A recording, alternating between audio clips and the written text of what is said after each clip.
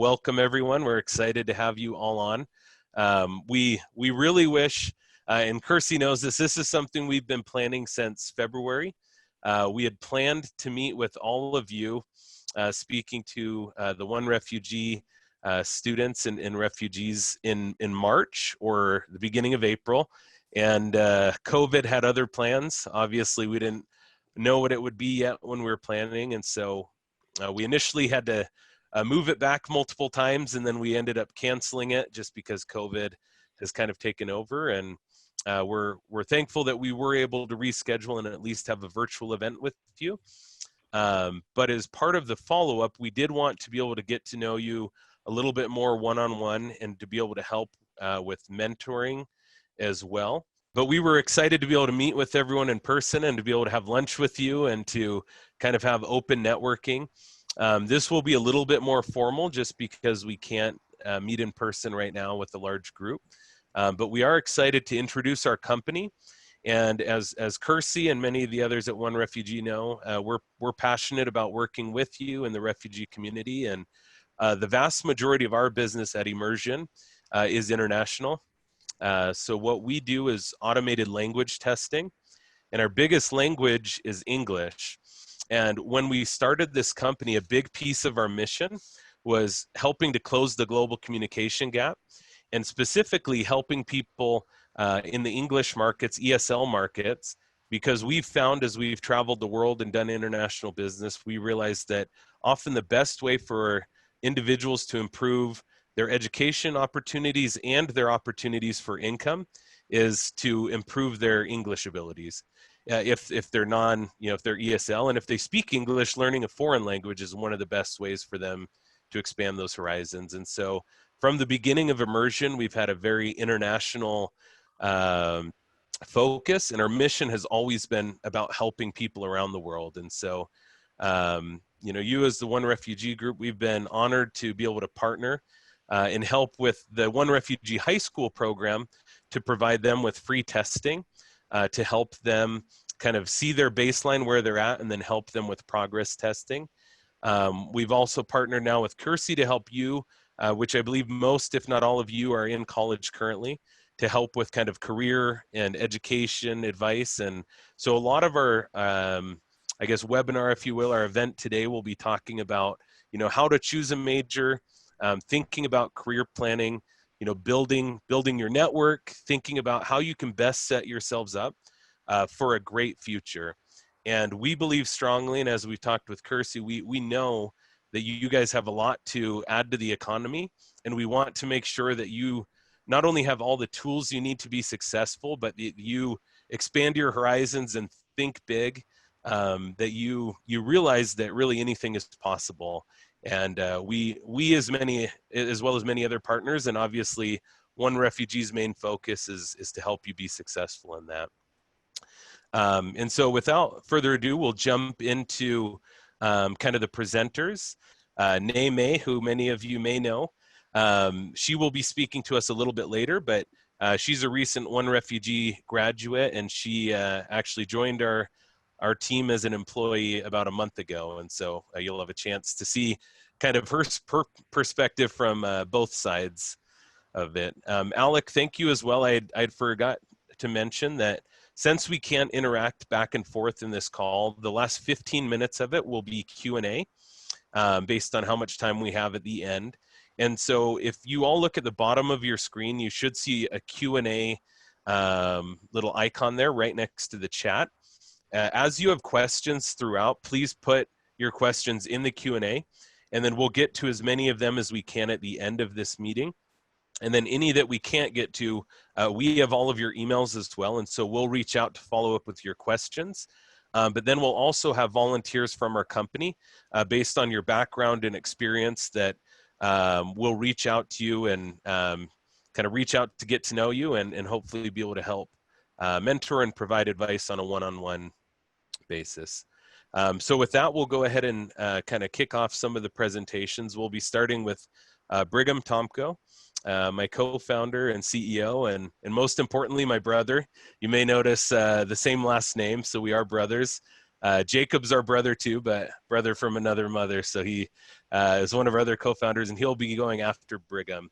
But Brigham has a great background in accounting undergrad, and then a JD MBA from BYU, as well as managed a massive investment fund in New York. And with that, I'll turn it over to Brigham to give you guys his career advice. Thanks, Joe. Is the share screen coming through onto both sides? Good.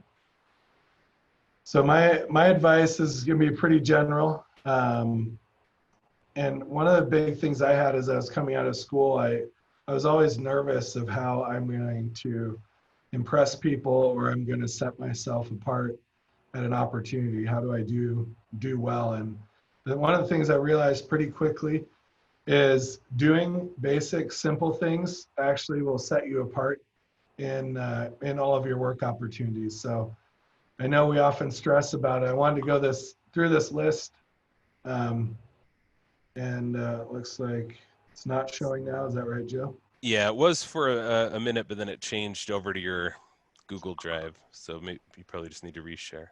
There we go. There we go. Yep. But really, there's just some basic things that you do as an intern or as an employee or even as a student that if you do these, it will actually set you apart in what you do. So, basic thing, work hard. Work is meant to be hard. Your first job isn't going to be easy. Your first job isn't going to be the manager. Your first job probably won't be the decision maker. But I think understanding that as you get into opportunities and you show your effort and work hard, you'll get opportunities to move up. Second is really just keep your word. Do the things you say you'll do at your job and be where you say you'll be. Seems really easy, but there's actually a big problem with that in the marketplace of doing those basic things.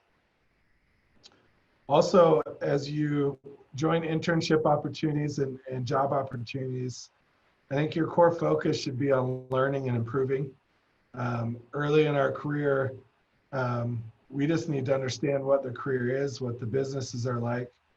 And in order to do that, we need to be open to feedback from our managers and peers. I know that was one of the hardest things for me, and also is, the things that's held back employees that I've hired over the years are people who aren't willing to get feedback. And I think sometimes, depending on cultures that we're from, feedback can be viewed as a negative thing. If someone comes to you and said, hey, you're doing a great job on this, but I really need you to, do better at turning in your projects on time, or you need to do better at making them more visually appealing. If we take offense to that feedback, we can never get better. And so always be open to feedback. Have a good attitude, smile, be happy. It's contagious and people enjoy working with that. And then finally, as you get to know people at the business, find ways that you can give value to them. It's probably not in money and not in promotions, but be helpful to other people and it will circle back and help you. As a little bit more general feedback on finding a good career fit, I think we often just decide I want to be an accountant, or I want to be a programmer, or I want to be a designer or a marketer or a salesperson. Then we just see what jobs are listed and what jobs are available. For me, there's a couple of other steps that I think would really help you in your job and career search process. And one is identify a list of companies that you'd really like to work for. If there's companies that you admire what they do, their products, the way they treat their people, identify those companies, start researching the business, follow them on social media, comment on social media, connect with people that work there. Because finding a good company to work for many times is as important or more important than the role that you get at the company. Second, I would say is identify good people or good managers you'd like to work with. We've seen this on our team. There's a core group of people who have worked with Dave Adsett in the past, and a lot of them have chosen to work with Dave or work with under sort of the mentality and philosophy along with the rest of his leadership team. So finding people and management styles that you would want to emulate or work with, research their business and career, connect with them on LinkedIn, comment and endorse with them, and you can even ask them for mentorship. Oftentimes, your first boss or first manager is more important than the job you're in or the company you're working at. So identify companies, identify people, and then finally, it is important to identify the job roles and functions that interest you. But I think what you learn in school about those jobs and functions aren't necessarily how they're actually going to be in the labor force. So as you identify jobs and those functions, look to connect with people who are actually working in those to learn from them. That's all I have. I wanted to stay very high level, but I think as you do the basics, you can set yourself apart. You don't have to be the best at everything that you do. Be a good person, work hard, and then as you're identifying opportunities, don't just focus on the job, focus on the company and also the people that you're working with. Awesome. Thanks. Yeah, thank you, Brigham. And one quick comment I had on that in terms of leveraging, people who you may think that are too high up for you to reach out to. Please reach out to people on LinkedIn. You guys have incredible backgrounds. And as I've gotten to know several people through the One Refugee program, don't try to hide your differences. You should really lead with those things. I think most people in the business world would love to hear about your backgrounds and know about what you've been through. And that really does set you apart as well. Brigham mentioned, setting yourself apart, but you guys all have very unique backgrounds and leverage those and kind of pull what you can to benefit from those. So awesome. Thank you, Brigham. Next up, we have our co-founder, Jacob Burtis. He's the linguistic and ed tech genius behind our company and our product. Our product's actually built based on his, or at least the kind of the theories behind it were based on his PhD dissertation. And he also obviously has a great background in education, having got his both his master's and PhD. So with that, I'll turn it over to you, Jacob. Thanks. I wish I could see all your faces, but I am envisioning them in my mind. So hopefully this is helpful. But the theme of what I wanted to share, I'm going to start with a story.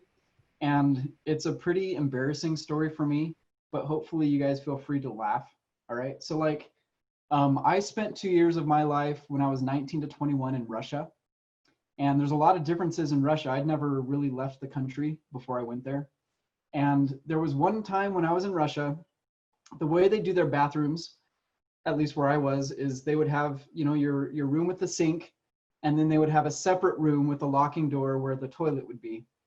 And I was at an English club, actually, so I was one of the teachers in this English club. And I had to use the restroom. And I went in to the second door, locked the door, did my thing. And then when I was coming out, I went to turn the knob to unlock the door, and the knob broke off in my hand. And I had locked both sets of doors. So I was stuck in a Russian bathroom, supposed to be teaching English, and I had no idea what to do. And I remember, obviously after my first moments of panic, looking around the room, seeing could I really squeeze to that vent? I couldn't. I started to be all right, got to put a plan together. What can I do to get out of this bathroom without having to destroy property?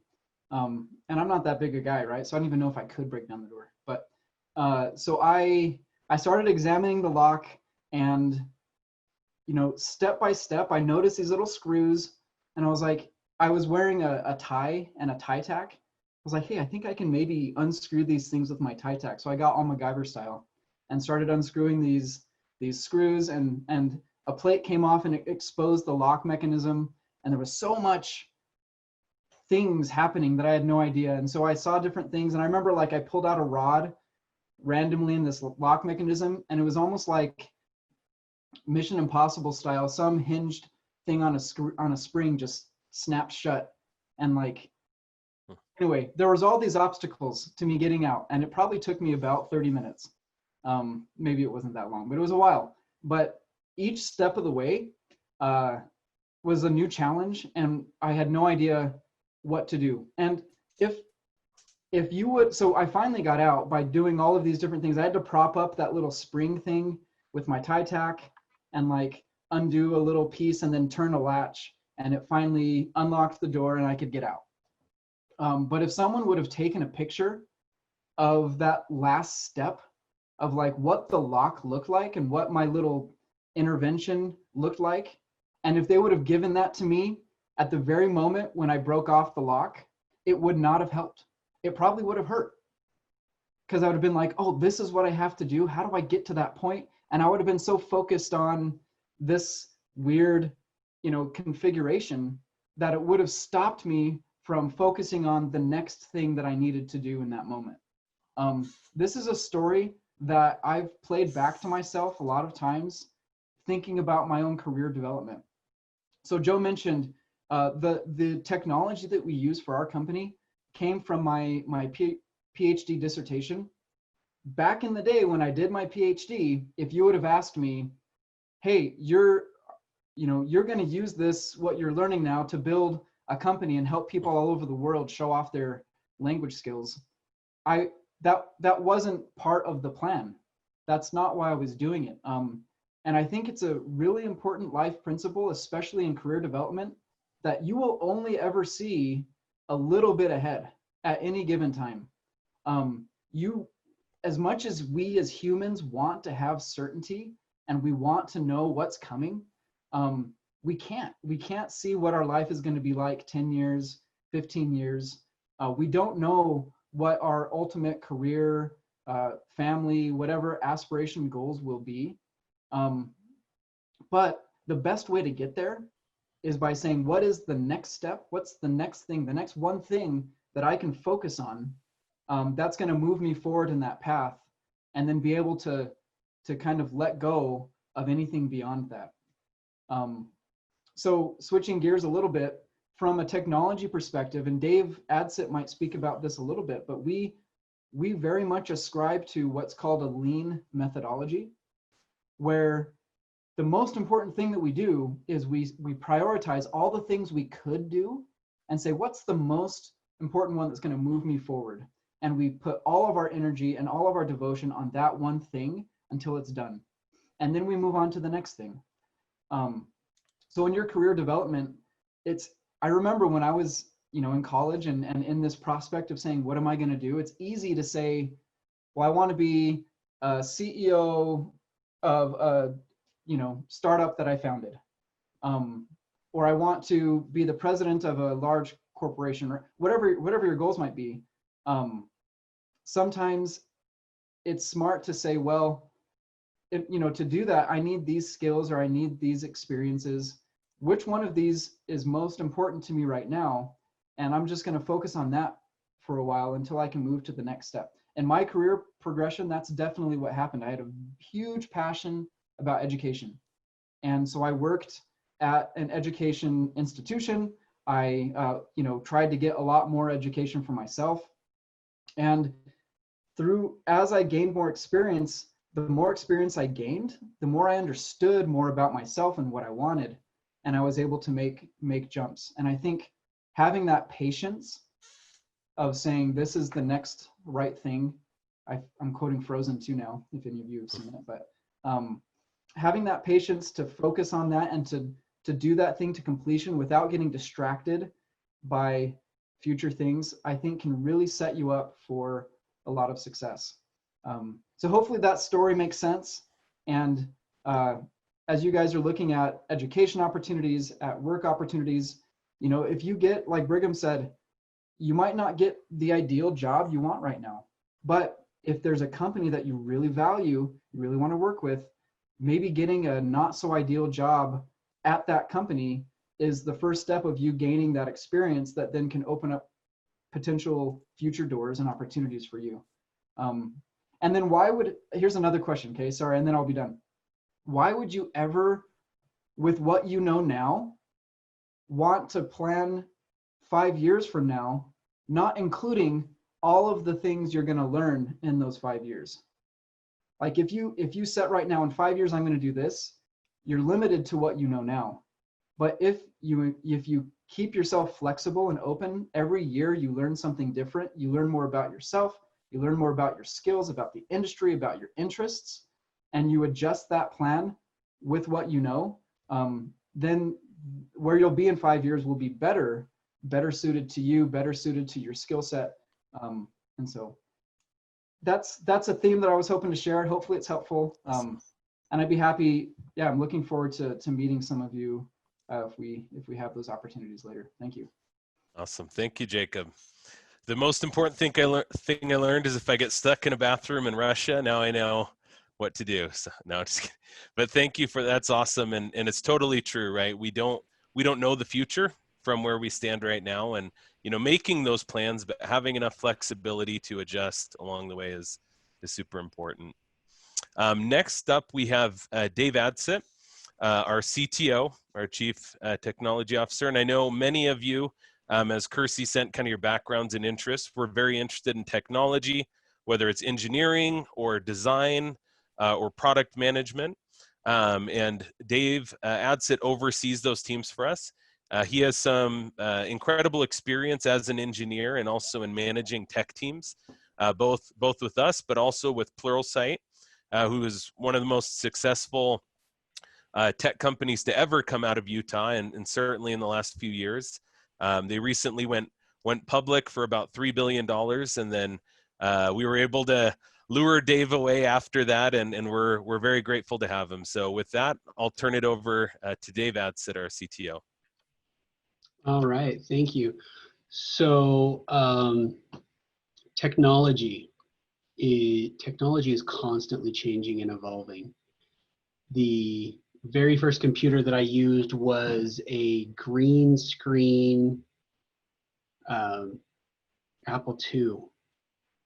And now I have amazing tech in my pocket. My watch is a smartwatch. All the tech is evolving constantly, right?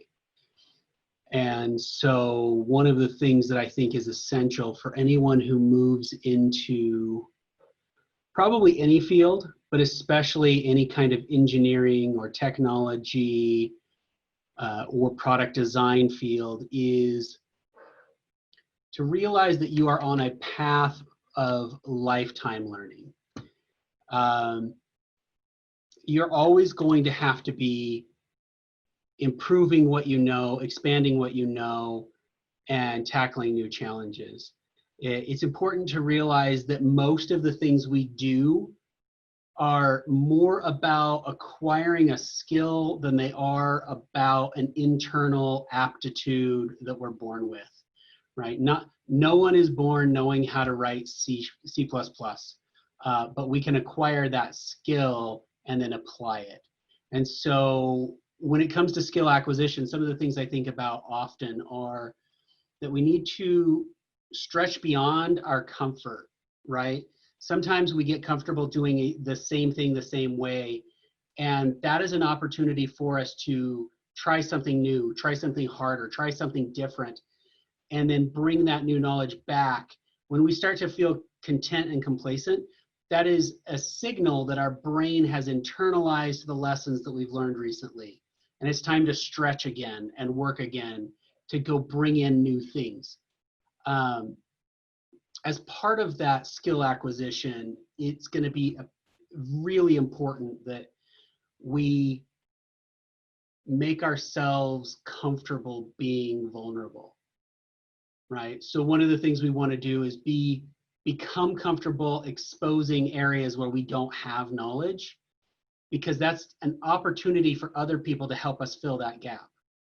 And the reverse, when others do that, it's an opportunity for us to teach and share what we do know.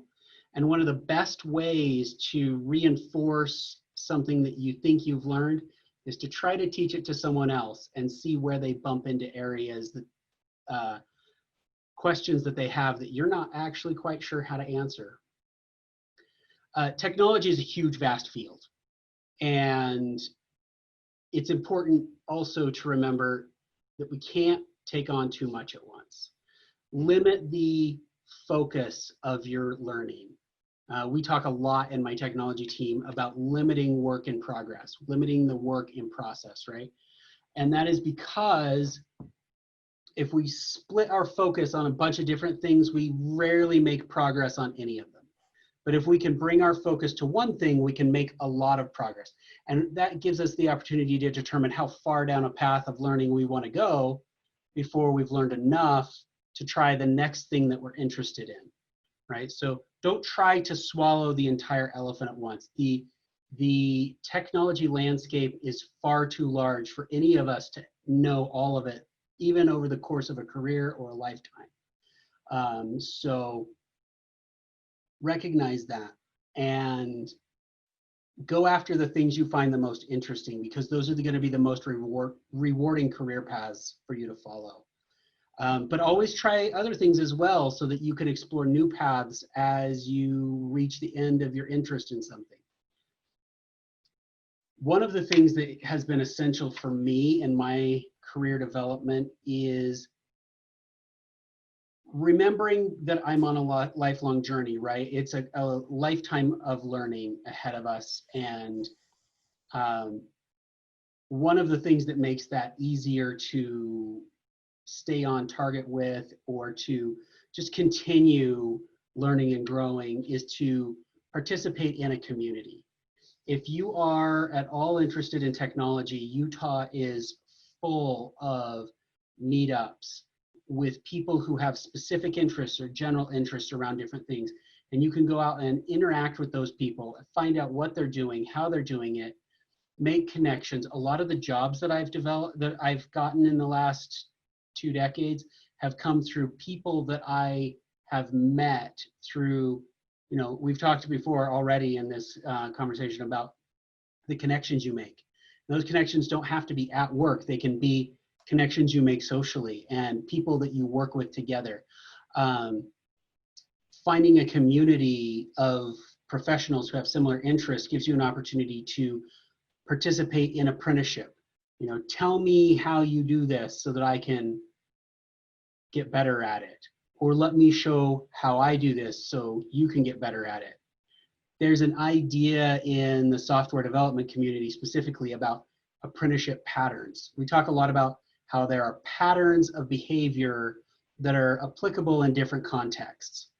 And there are actually patterns for apprenticeship. There's a book, there's a website, there's some things you can look up, and it talks a lot about the different ways that you can expand your career in a technology space, and when you might want to apply different types of behaviors to accomplish the goals that you have in your career. I would say be aware of and wary of the imposter syndrome. It's a thing that we've talked about internally many times. It's been another topic of conversation in the software community for a long time. And that is the idea that because I don't know everything, I feel like I'm probably an imposter in this space. And the reality is there's just too much to know. We all need to accept the limits of our knowledge and then try to overcome them, right? And so be aware of the fact that at some point during your career, you are going to feel like an imposter, most likely. Statistically, you will feel that. And that's okay, but don't let that derail your progress, because we all feel that at different points of our career. I was going to wrap up with some ideas about professionalism, but Brigham covered that really well. So I'm just going to say that you should do what you commit to and don't promise things that you can't deliver. You can always negotiate and evaluate and deliver smaller pieces of things, right? But through your career, don't overpromise. It's a great way to break relationships and get yourself into a lot of trouble within an organization if you are not the person that people can rely on. So, I mean, those are kind of the thoughts I had about developing a career in technology and some ideas to get you going. Hey Dave, Awesome. did you Thank you, Dave. did you see the question that was posted. It says, will you soon be hiring interns or entry-level full-time staff for software engineering or other technical roles? And if so, are there particular skills that you're looking for in applicants for those kinds of roles? We will be, for sure. And the particular skills and attitudes that we look for in an intern is someone who is eager to learn, someone who is excited about the possibilities of software, and someone who has a mindset around owning the quality of the thing they deliver. Our teams work very collaboratively, and so that's another thing that's important, is being able to work on a team, whether it's, pair programming, one-on-one, doing some code together, or working in a bigger group on a focused activity, delivering software. I would say our teams are very test-driven, so learning the basics of test-driven development is going to be super valuable to you in achieving the level of quality that we want in the software we've built. So we don't have any openings right now for interns, but I expect that we will by the end of the year. Awesome. Thanks, Dave. And Kersey and I have chatted a few times about this. And so Kersey will definitely be the one that will help let you guys all know as there are opportunities there. And honestly, when we hired Nay, we didn't really have a position open, or at least that Kersey knew about, but Kersey is definitely there as your advocate, and we would love to help you get positions. Obviously, we can't hire everyone at our company, but part of the follow-up we'll be doing and mentoring is not only to help you kind of understand career development in general, but for many of you, your biggest thing is just getting that first job. And part of that follow-up one-on-one networking and mentoring can be helping to make some of those connections, or finding even forums, right, where you can go to find positions within that field. I know Jacob's nodding his head, and I know they've used a lot of that. I was just going to offer, Dave is a really good resource for all of the Utah-based software craftsmanship, engineering-focused mentorship groups, and they actually have fairly formal procedures for helping newly graduated or close to graduated professionals get into mentorship so that they can find different opportunities. I also am I'm active member in a lot of product and user experience design groups as well. So anyone who's interested in a career in product management or user experience design, I would be happy to help point them to some of those mentorship groups. They are a really good resource, and there's a lot of great people in Utah who are willing to just give to help people grow in their career path. Awesome. Thank you, Jacob, and thank you, Dave. Next up, we have Skip Young. Skip is our controller, and for those of you that know what that means, it just means that he controls all of us. So, no, what a controller is, it's a financial and accounting controller, and they oversee the accounting and finance function within the business. And so he'll be talking to us a little bit about a career path in finance and accounting. So, Skip. Yeah, I mean, I do control payroll, so in that regard, I guess I do kind of control the most important thing, right? So. No, thank you. So it's been hard. I've been wanting to say like amen, that I agree to everything that's been said so far, and I hope I don't sound like a broken record when I bring up the things that I talk about. I'm going to kind of break up my discussion topics into three main things, I guess. The first, I'm going to tell you a story of why I went into accounting. The second, I'm going to talk about what I like about accounting and why it's a good background to have. And then just I'll close with some advice as well as what you've heard from other people. So my dad owned a computer business when I was younger, and my plan was to go and take over the family business. And I know Dave and Jacob talked about adaptability. My dad's business did not adapt. And so I kind of entered college not knowing what I wanted to go into anymore. And so I originally was toying around with art, thought about going to architecture, and none of them really spoke to me that much.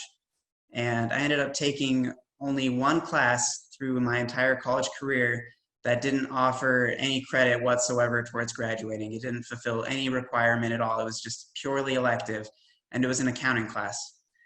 And I remember taking the class and just learning about debits and credits, your balance sheet, income statement, how everything had to flow and communicate with each other. And I don't know about if you guys are, if you grew up playing with Legos or if you play with Legos now. I play with my little girls, but being able to build things is so much fun, and I loved the symmetry of the things that I would try to build as much as I could.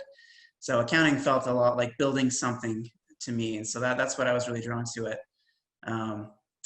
But I get to use Excel, which is one of the most powerful tools out there. I know some people like to rag on it, but it's pretty amazing. And I'm kind of the Excel guy in the office. People always come to me with questions, and the power and the time saving that you can do with the tools that you get is really impressive. The thing that's great about accounting, though, is it's kind of like the universal language in a lot of ways. Anywhere in business you go, they'll have someone on the accounting team. I mean, I love the different teams that we have here, but not every company is going to have marketing. Most of them will, but not all will. A lot of them won't have a product team. I guess technology is going to be pretty common as well, but there's always going to be a need for an accountant. And just even if you don't go into accounting, I would highly recommend taking some sort of course to get familiar with what accounting is. You will never regret knowing what you would learn in those courses. The knowledge is incredibly powerful.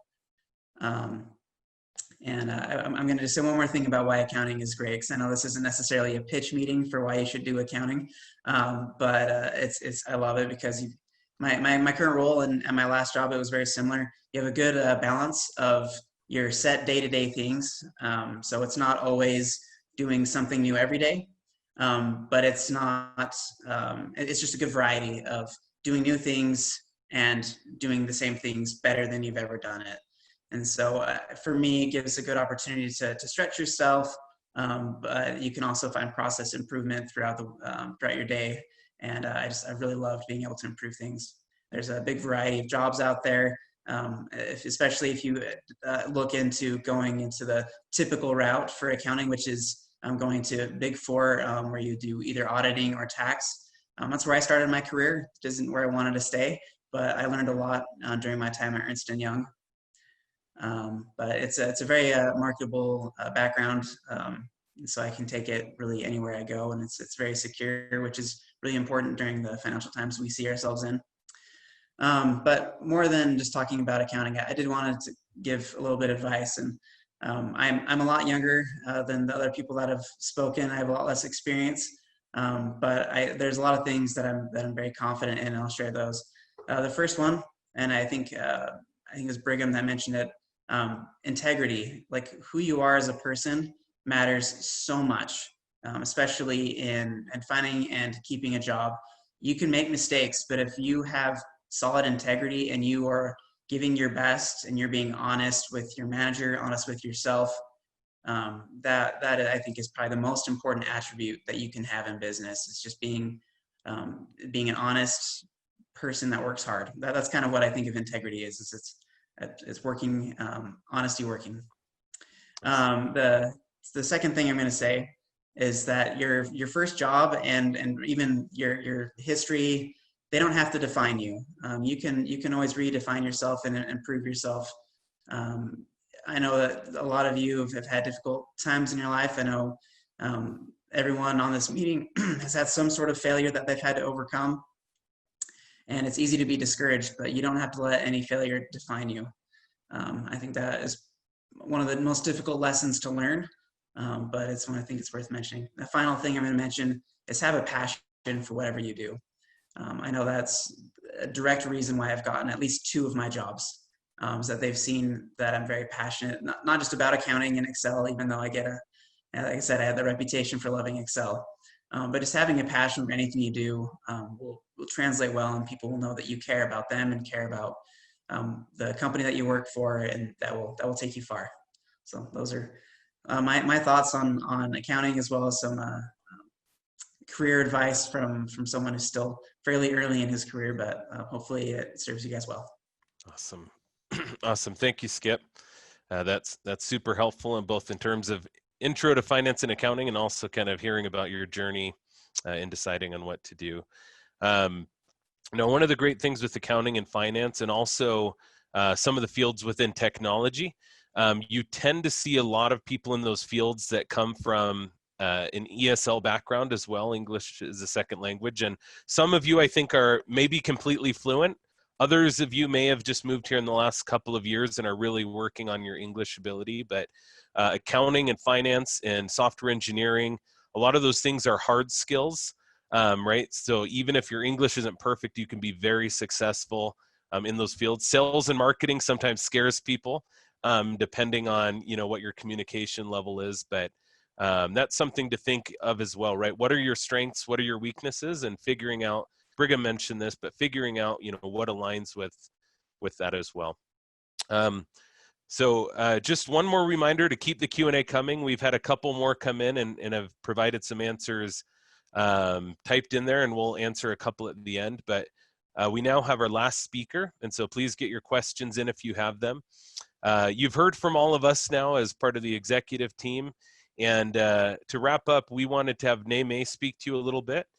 She has been in your shoes, and honestly, she's still in your shoes. She's graduating in the next 6 weeks and figuring out exactly what she wants to do in her career. And we've loved having her on our team and loved getting to know her story and background. And really on this call, she represents each of you listening, because like I said, not only has she been in your shoes, but she really is in your shoes right now and still kind of determining that career path, and wanted to talk to you guys also about, overcoming challenges and difficulties. So with that, Nay, we're excited to hear from you. Okay. Well, I'll be quick since we have we don't No, have take your time. So as you all know, are aware of, I am also a refugee, and it's been great working with Immersion, and especially with Joe. As you all heard from all of them, they're amazing people, and they also support and kind and guide you in a way that will help you to grow and be successful in whatever fields you're working at in their company. So I really love that. And working at Immersion right now, I am business development representative, and I just want to mention something that I really love, the core value of Immersion. That is, we work as a team player, entrepreneurs and solutioners and truth seekers. So coming into this team, as I try to follow that core value, I also already have that mindset of like, I really want to be part of this team and do the best I can to be successful and follow that, and it makes things a lot better, and I really love it here. We always thrive. So when choosing company, like was it Brigham? Yeah, Brigham mentioned that the choosing company is very important to look at the people who you're working with. So I'm pretty lucky. I'm very lucky to work at Immersion because I'm surrounded by these great people. So yeah, one of the things that I would also encourage all of us is Skip Young also mentioned this: passion, follow your passion, and take opportunities and do what you can and work hard, and you'll be successful if you work hard. So yeah, I think today that's what I got. If you guys have any question about my position or what I do here, you're welcome to ask in the Q&A as well. Awesome. Thank you, Nay. And as you mentioned, and many people have mentioned here, when you're coming out of college, you will not have all of the skills you need to be successful in your career. And you're not meant to, right? It's giving you a foundation to build upon. As Nay and I have discussed, she's very open about this, that she doesn't know everything about marketing or sales or new business development, right? That wasn't even your background. But what she spoke about, she's a great example of finding a company that she's passionate about and a mission she's passionate about, and then working ferociously, working very hard and not giving up, and being passionate about what you do. Every day, Nay is bringing new ideas to me of things that she thinks we can do to improve. And that comes from that passion. And like Jacob talked about, always looking for more education, always being willing to adapt and change. And even though this wasn't the specific path that Nay initially envisioned for herself, she's more in a business and sales role, but she does get to interact with people in many different countries. And so having that flexibility to kind of change over time is very important. So thank you, Nay. We do have a few questions here to go over. And then let's see. So I'll go through, I think we have 4 questions here that we can go through. So Mohammed had a longer question, I'll paraphrase, but he talks about kind of how do you bring, from an idea stage to building a company. So he says, how did you as a group come up to start the company from scratch while managing to recruit during the first release of the product and protecting your own idea? So maybe just a quick intro to entrepreneurship, maybe Jacob or Brigham, if you have any thoughts on, what maybe they should do if they have a good idea, or where they can go to start building, their skill set, or building a business if that's the route they want to go.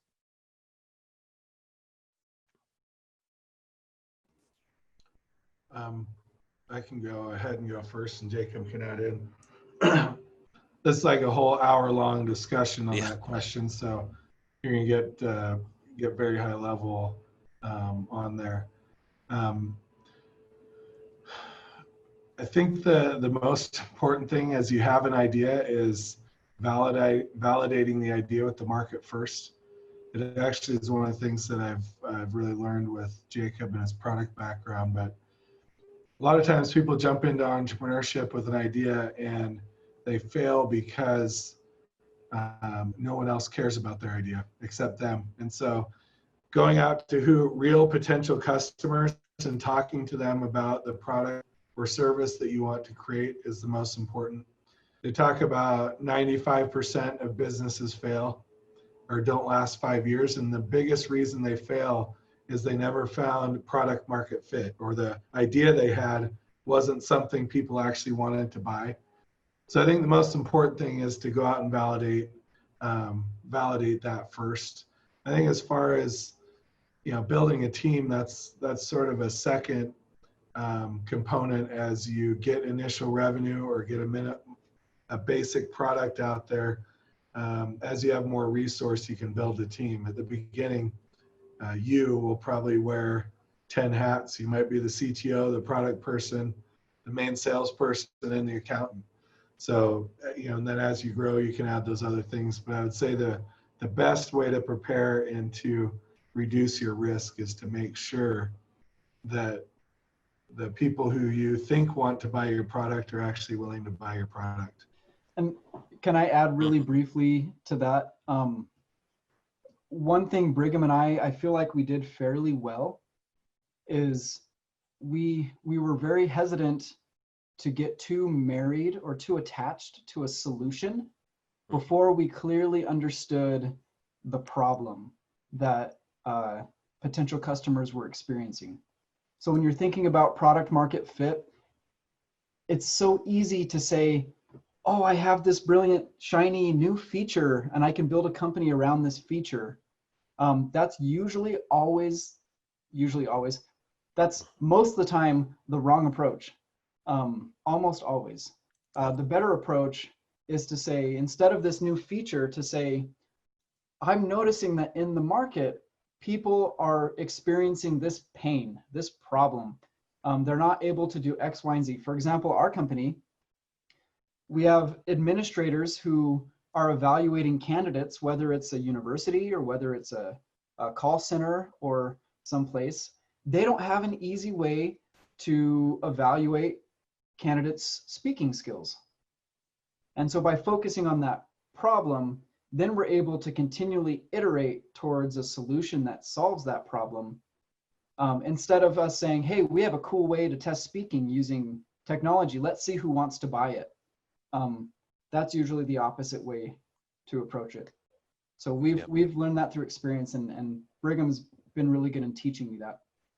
Yeah, awesome.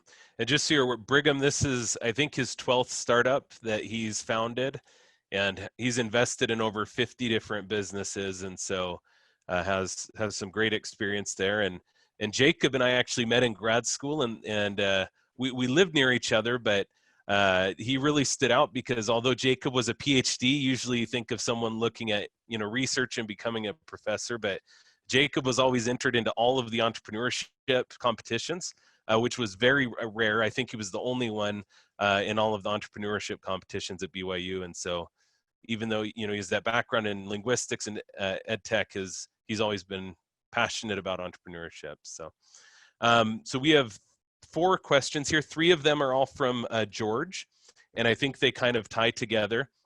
So the first one is, you know, what can I do with an educational studies degree?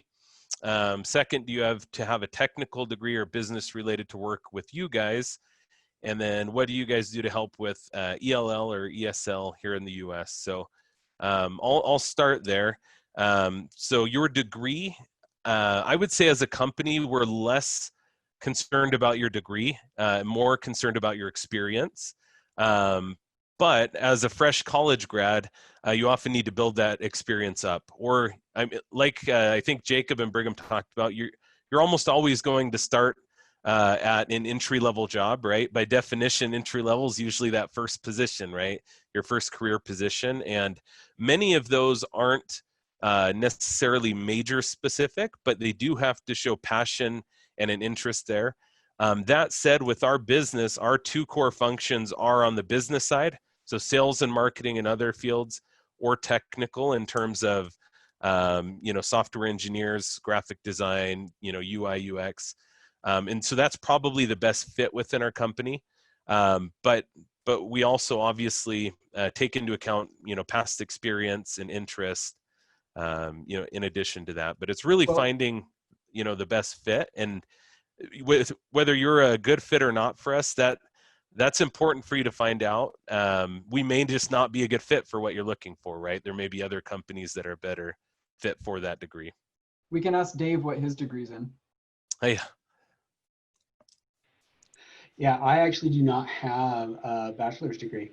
I went from high school, I did a few college courses and got right into the tech field and started doing a lot of hands-on learning on the job.